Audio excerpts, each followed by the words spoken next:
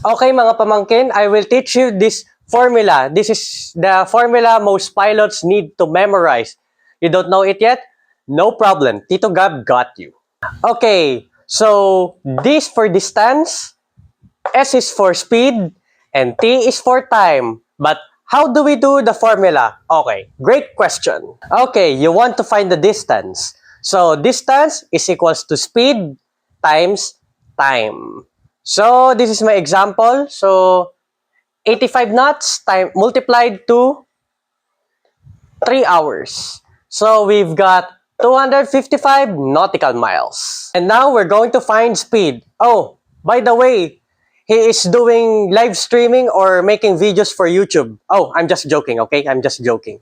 So let's get back to the serious business. So speed is equals to distance divided by time. And here is my example. 300 nautical miles and 3 hours. So you have to divide them. So 300 divided by 3, we have 100 knots. And now, we have to find the time. Oh, do we have time? Oh, wait a sec. So by the way, so looking for time is distance divided by speed.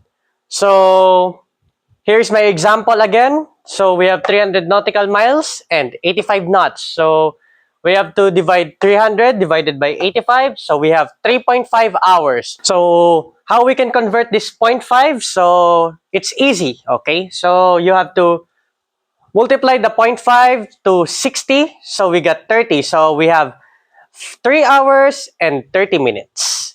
Okay mga pamangkin, and here are the formula that you need. And then also, here are the units. So for distance, we use nautical miles. For speed, we use knots. And for time, we use hours or minutes. And follow for more simple aviation lessons. And this is your Tito Gab, your Tito in the cockpit.